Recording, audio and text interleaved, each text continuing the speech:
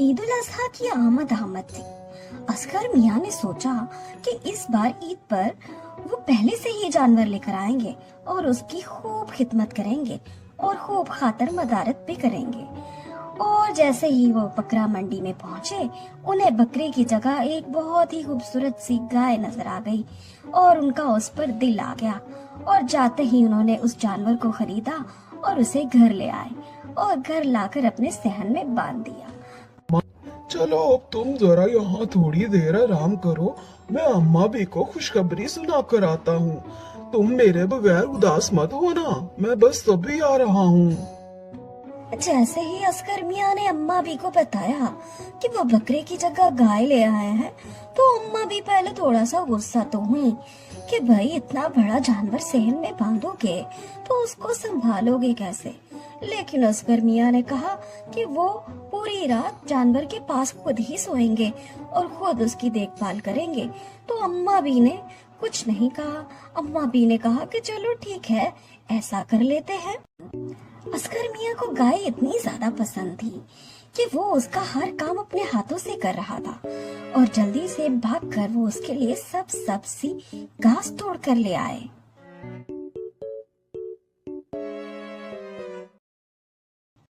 अरे गाय कुछ खा लो भाई, तुम कुछ खा क्यों नहीं रही हो?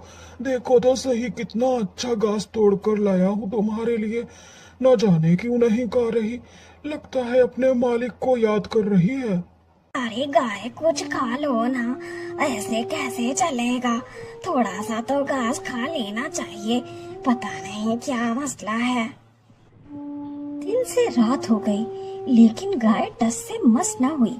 उसने तो खाने को हाथ तक न लगाया और असगर मियाँ परेशानी के आलम में ही सो गए।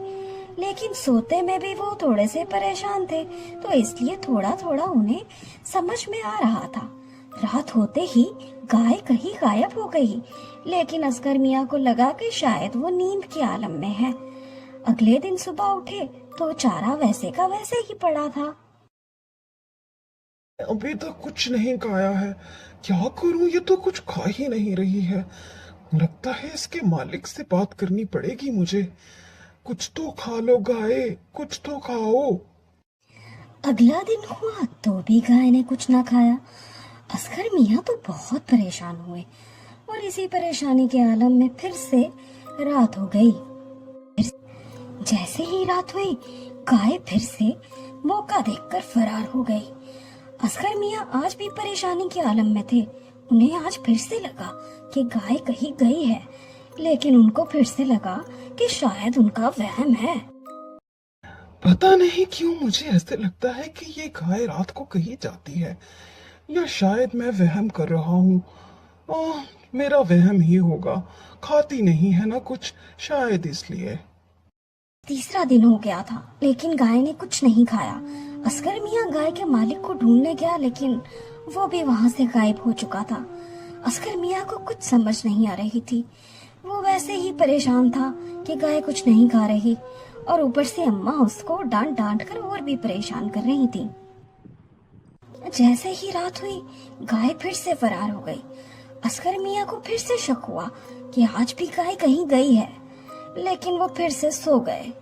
तो आज रात तो मैं पक्का इस गाय का पीछा करूंगा। पहले तो मुझे शक था, लेकिन शक ही एक दिन का होता है।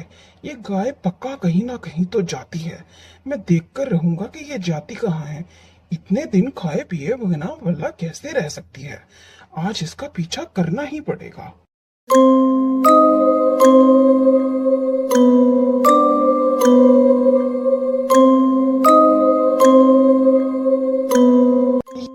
अरे ये तुम क्या कर रही हो? ये कैसी गाय है? अरे ये तो गोश्त खा रही है। गाय भला कैसे गोश्त खा सकती है? ये तुम कैसे कर रही हो गाय? हाँ, मैं तुम्हारी गाय ही हूँ, परेशान मत हो। तुम गाय ही खरीद कर लाए थे, लेकिन मैं जरा उस गाय के बेस में चुड़ैल बनी बैठी थी। वो क्या है ना कि बहुत दिनों से मैंने किसी अच्छे से घर में गुजारा नहीं किया, तो मैंने सोचा चलो थोड़ा सा मजाक मस्ती कर लेती हूँ। मुझे नहीं लगता कि तुम मेरी कुर्बानी दे पाओगे। मेरे ख्याल से तुम्हें अब अपने लिए कोई नया बकरा खरीद लेना चाहिए। वैसे तुम्हारी अम्मा ठीक ही कह रही थी, गाय की बजाय अगर बकरा ले आते तो ये दिन ना देखना पड़ता।